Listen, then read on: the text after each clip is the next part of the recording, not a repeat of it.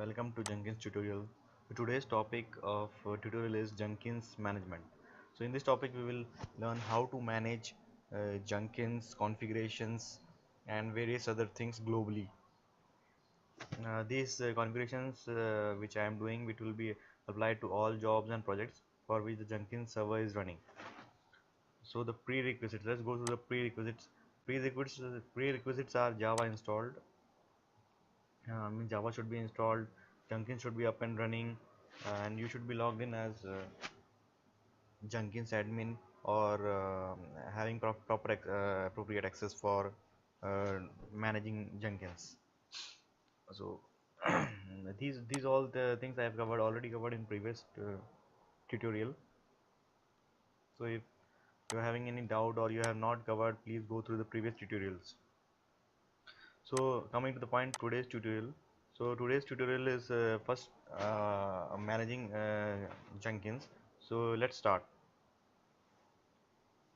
So the various global configurations of the Jenkins server can be seen from the manage Jenkins part. So let me go to my Jenkins server. Yeah, so here is my Jenkins server. I am logged in. Okay, maybe it was some other session. Let me start one. Okay, I am logged in as a Jenkins user. These are my jobs, and here we go to manage Jenkins server.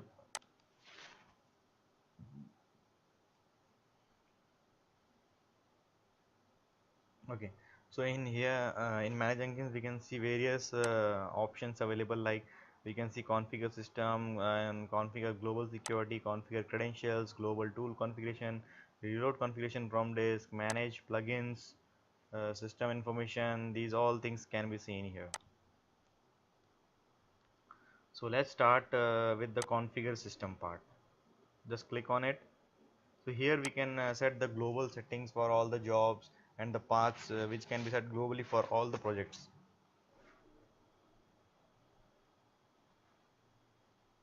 So here we can see the configure page, which is the global settings which we can apply for all jobs. In the previous tutorial, although I have covered this part already, just let me go through it once more, as we are covering it in again manage Jenkins. So home directory is the part where the Jenkins store its all the all the configurations for the Jenkins setup and credentials and various other things. This is the home directory where Jenkins uses the various files and provides this dashboard. So we can also go here and check what all our things are there.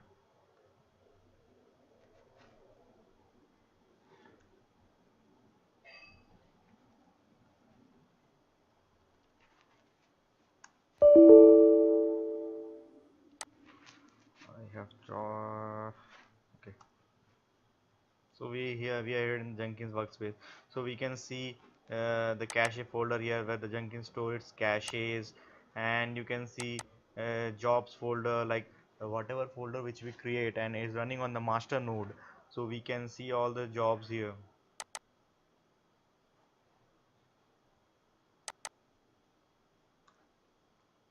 So basically all the jobs will be listed here, and we can see build inside the build folder. You can see various logs of the build which is displayed on the, like suppose if we go to build 13, so this means build 13 of first Java project. So if we go here, build 13,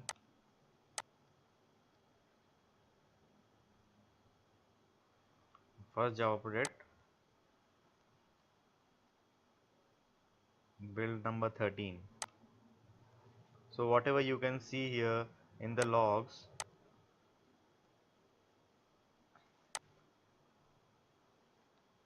so whatever you see here in the logs, it is just being displayed from the file here.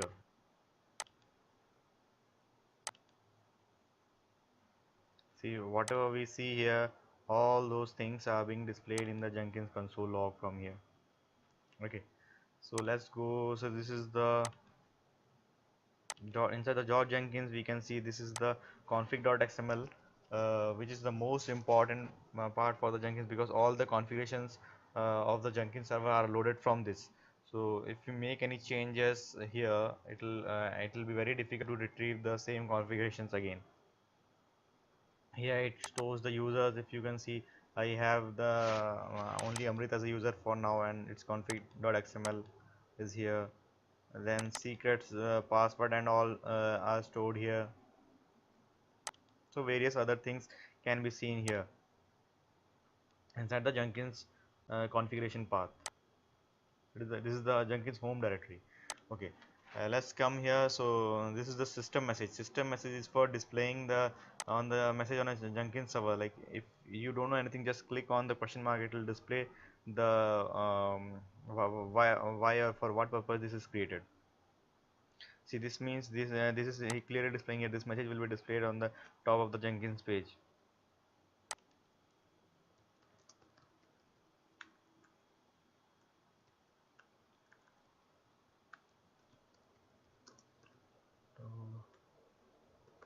Real. Okay, so let's just print the message and we'll see this later.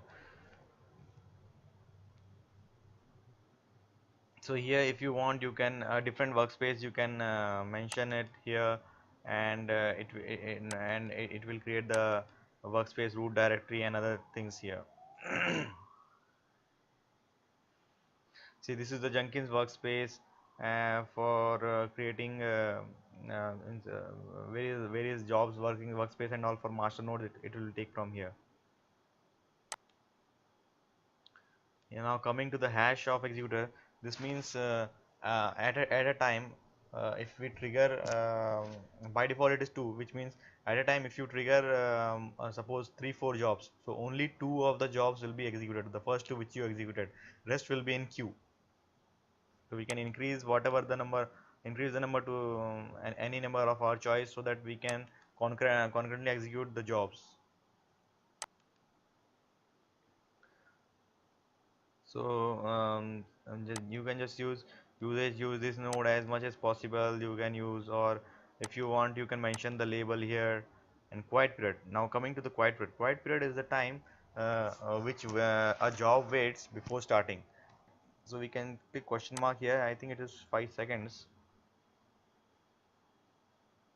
So let me consider in the case of SCM or CI, where we want like on each commit a build should be triggered. So this quiet period, what it will do, it will once the build will start, detects the changes, or the job detects the changes, it will wait for 5 seconds you can say, and then it will start the job. So you can see here the line, enable the quiet period would prevent a job from being started as soon as Jenkins discovers the first commit. This would give developer the chance to push more commits which would be included in the build when it starts. Okay.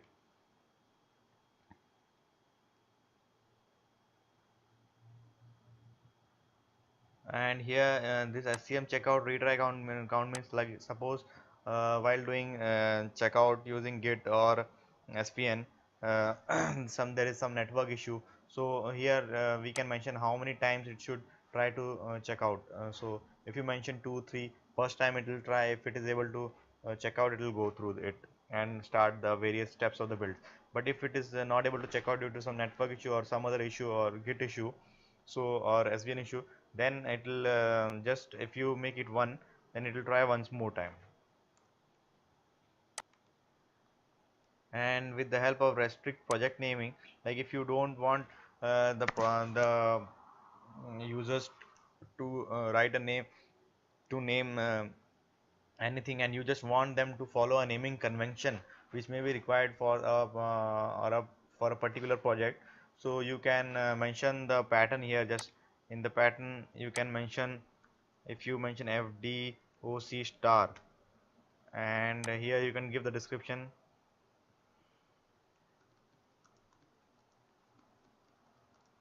EOC. Here you can mention like these means the job name should start with fdoc. So this description will be displayed to the user if he doesn't follow the convention. Then here you can set where is our okay. Global properties if you want to set. Like here you can add java underscore home, and you can give the path here.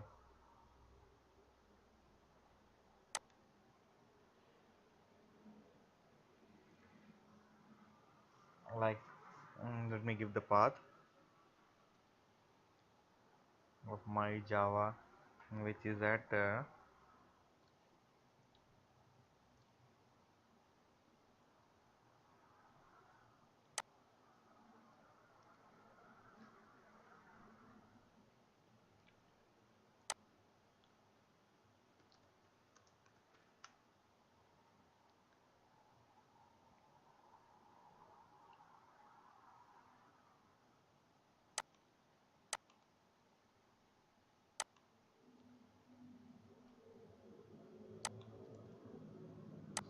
so here you can mention the java.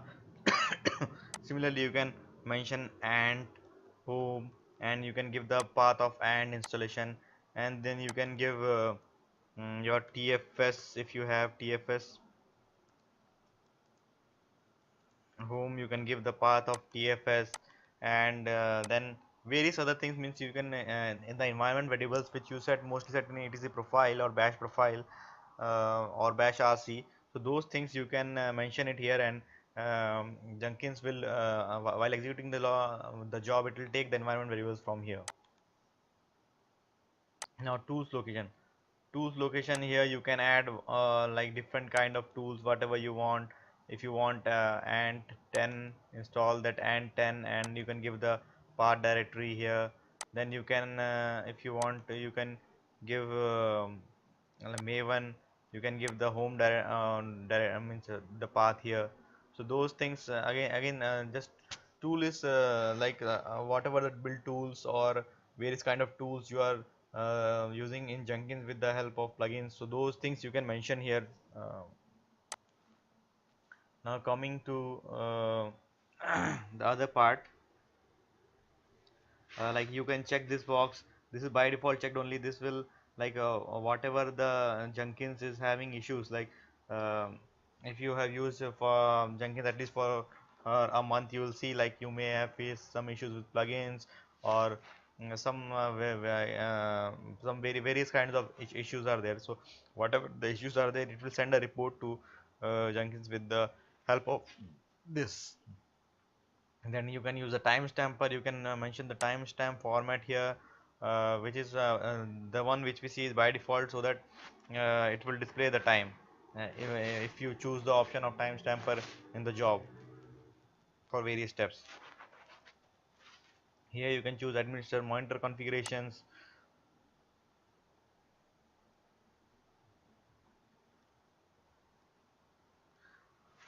So what if so by default these all are checked.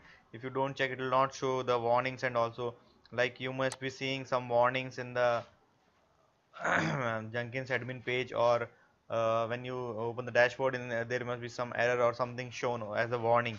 So these things are being detected from here with the help of this, and with the help of this monitoring configuration, and it is displayed there. Coming to the Jenkins location, suppose you don't want this local host, and you want to change the Jenkins URL to some other name. You can give some other name of your child choice, like tutorial. If I give,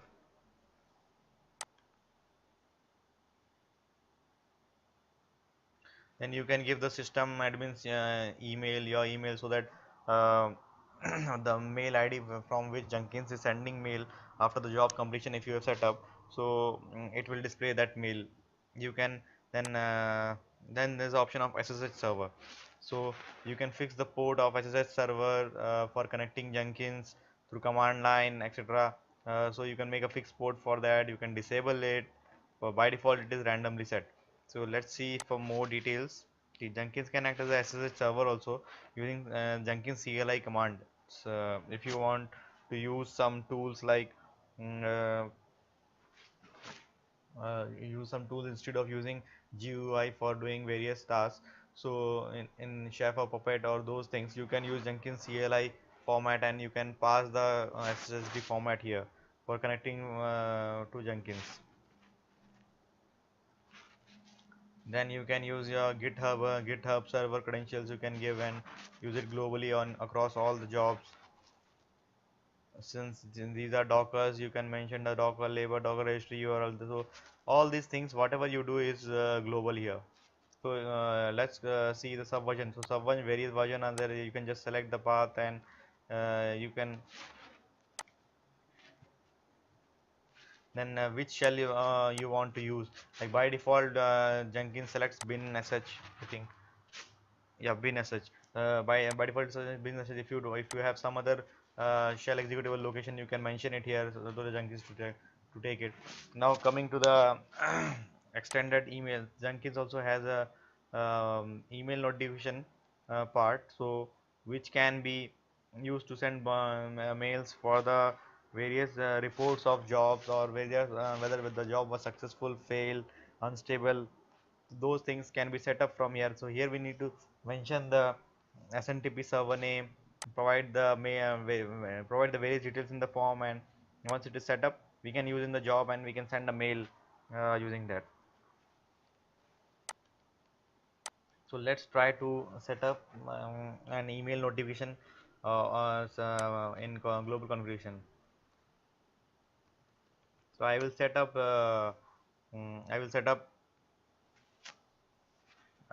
Gmail. So for that, let's see what all we need to put as SMTP server and other details.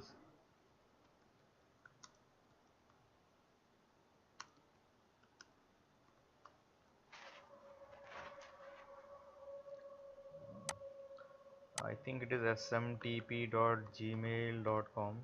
But still will confirm.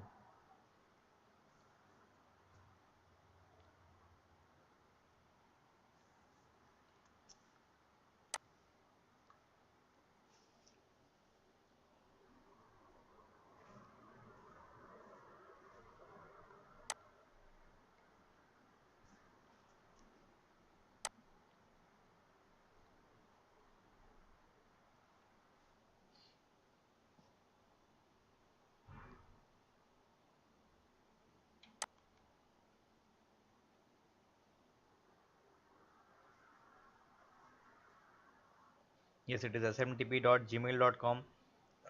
Then we have to use SMTP. Just go to advanced, use SMTP authentication. You can give your username, password. This is just for learning purpose, so you can use your own Gmail account. For me, I'll show mine.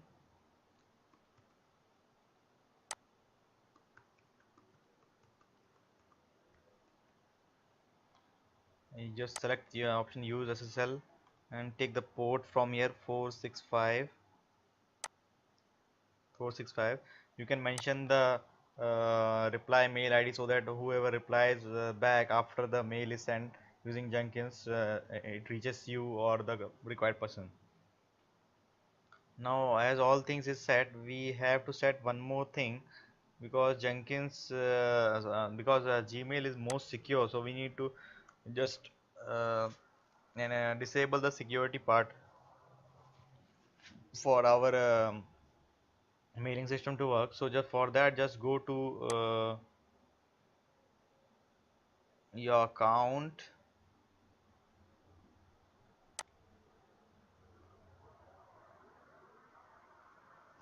and then go to sign in security, and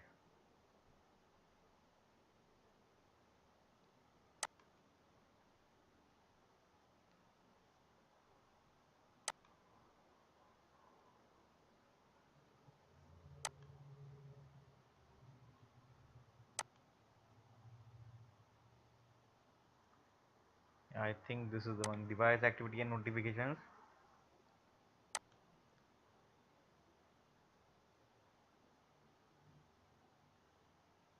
Yeah, so here you need to just click this box, allow this box, allow less secure apps on. So once this is done, we can use this check, we can just test this we can use just check this checkbox, and then you can provide your mail ID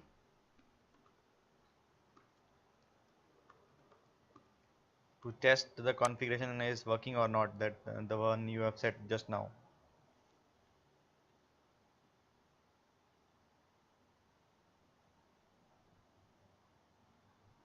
Yes, email was sent. See, so that is your SMTP server is set in Jenkins. So yeah, see, we just now I received a mail, me test mail email one. This mail, this is test mail from Jenkins. See, we can see that. So our Jenkins configuration for Gmail is done. Just save it.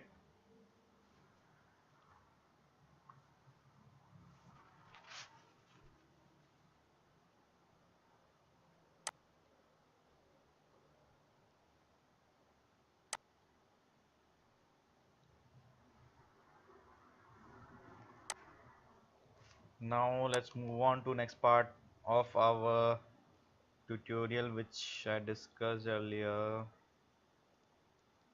Yeah. So managing various paths of various tools such as AND, Maven, Git, etc. And we have already done in configure system. Now let's move on to security management. Now let's move on to security management. That is, let's make the Jenkins more secure for all the users.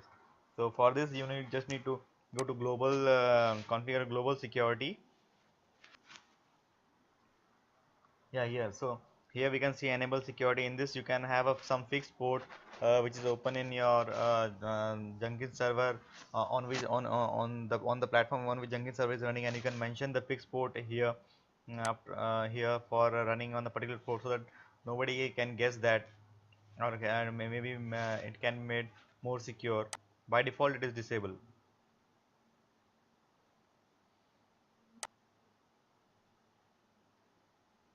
So here are various protocols based on your security. You can choose whatever you feel is good. So coming to the access control part, that is security realm. So you can you can what you can do here is, like, you can use Jenkins own user database. So Jenkins has its own database which can be used for user and user creation and user, I mean, user password and user creation. You can also use Active Directory or LDAP, and if you have it, then you don't need your Jenkins database. You can just mention the LDAP server here and just fill the various details provided by the Active Directory or LDAP team, so that all the LDAP users can be accessed. All the LDAP users and groups can be made, and they can access the Jenkins. So for now simplicity, we are using Jenkins own database only, so don't make anything here there. And here, like, what you can do is, if you check this box, then users can sign up to the Jenkins. Like, if we select this, here there will be an option of beside the logout, it will be an option of sign up, so that users can sign up on their own. But until I provide the access, they cannot access access for various security reasons, like they can security reasons, like they cannot configure jobs, they cannot do various other things. So you can tick this box if you feel they should sign in and you don't want to create users yourself, and you want them to self-service and create the user and password for them. So if so here are the various authorization details, like you can choose anyone can do anything, means this is very less secure, and anyone can come to your server and do whatever he likes. So this is not the preferred mode, only for your learning purpose you can choose if you want. Here, like, some rules are set which were before 1.164 version, in which if you are an admin, you will be having granted full access, and for others including anonymous users, you will have only read access. And you can otherwise you can choose this option, logged in users can do anything, and we can check this box to see whatever it does. In this mode, every logged in user gets full access of Jenkins. The only user who don't have full control is anonymous user. So in this, whoever has logged in, they will have all the access except the user, anonymous user. He can only have read access. So you can use, otherwise you can use allow anonymous read access. Just if you want, like anyone without having logged in, he can see the jobs and all. He can have just read access. You can just click this checkbox. And for making it more secure, you can use project based security, matrix based security. If you use matrix based security, then you have to add more users here and provide them the full access. So let me add Amrit, as I know that user is there, and provide all the full access because I want him to be the admin. Okay, and then if you want, you can choose project based security. So in this, for different projects, you can provide access globally. Let's read it.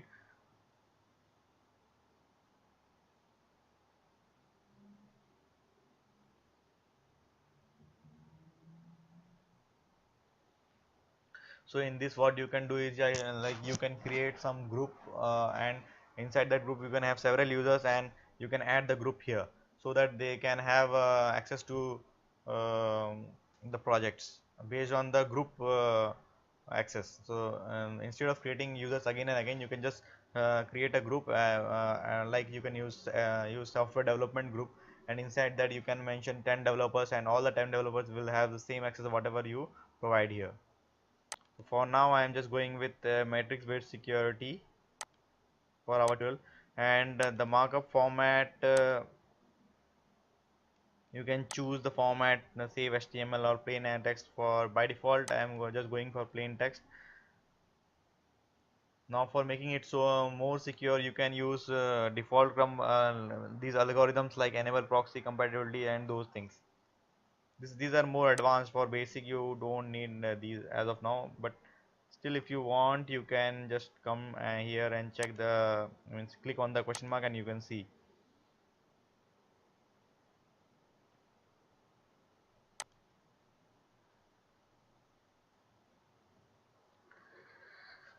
Okay, coming to the mm, uh, to the hidden security and these things, you can enable agent master access control. Means if you disable this, you cannot have access to agents. So those things can be set here. Then you can allow the security warnings and all to be displayed. Like, let's see what is this. The section allows you to disable warnings. If you don't want like warnings and all to be displayed, you can just click the checkboxes correspondingly which are displaying the warnings, and it will not display the warnings. So let's save it.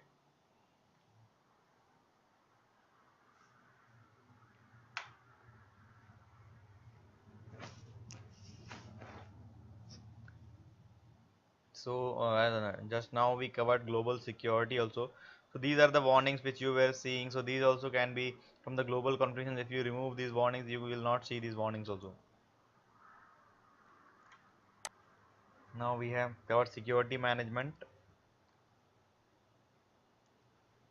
So let's come to the part of global tool configuration. So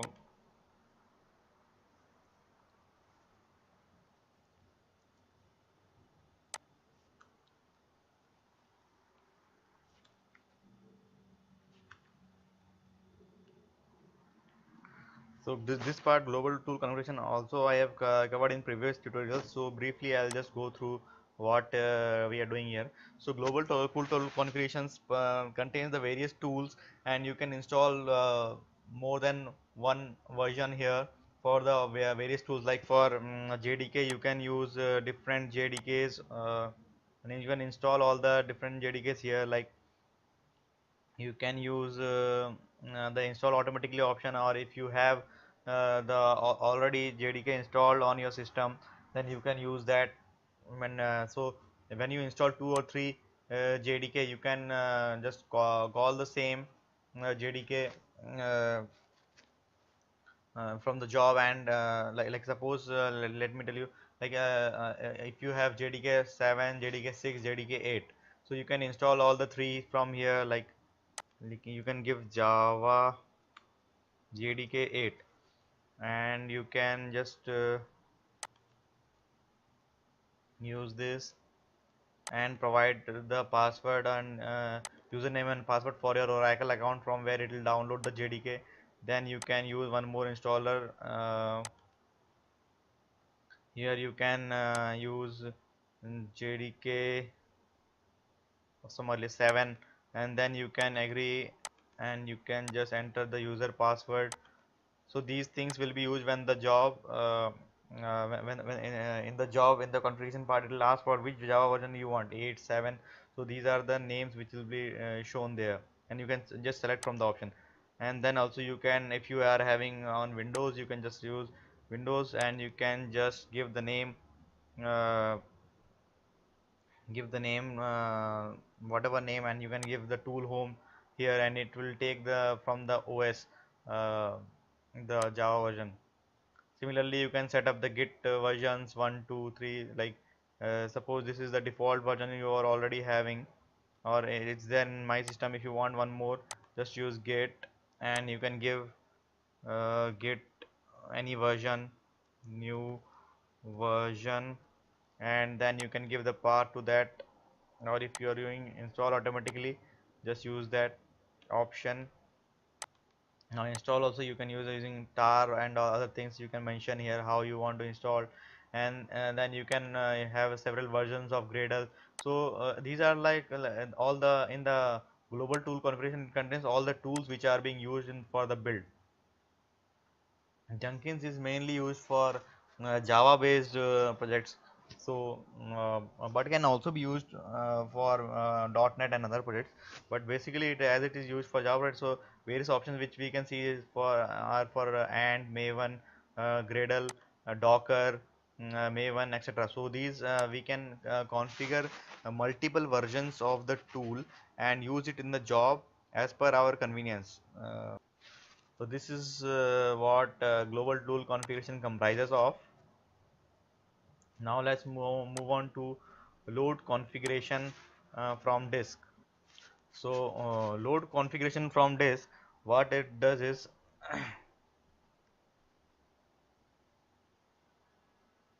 reload configuration from this, what it does is, like suppose you have done some changes in your XML files on which the Jenkins is built, or when you have just shifted the migrated jobs from one Jenkins server to another new Jenkins server, then without restart you can just choose this option. Just click on this global sorry, reload configuration from disk, and you can just click OK. So it will reload all the configurations from the uh, new whatever new config files or new workspace, and it will display it will display on the dashboard all the new jobs which you have imported, or the new changes you have made in config.xml. Let's read it. Some I have written it from I've gathered from this information from internet. Jenkins stores all the configuration files in XML format. So whenever we need to do some backend changes in XML, we will either need to restart the Jenkins or use reload configuration from the disk. So if you don't want to restart the server and you are must be having some other job running, so you can just opt for this option, which is quite good, I feel. It's also help in migrating of jobs from one Jenkins to another. Okay. Moving to manage plugins part. So in the manage plugin part, this is basically used to see what all plugins you have already installed, what are plugins you want to update, or what are the plugins available. Suppose you for a particular completing a particular job or configuring a particular job, you need some new plugin. So you have to install it from by this going to this option only, plugin manager. So here is the update section. You can just if you want to update your section, you can just click checkbox, and you can just download and now and install. After restart, you can just click on it.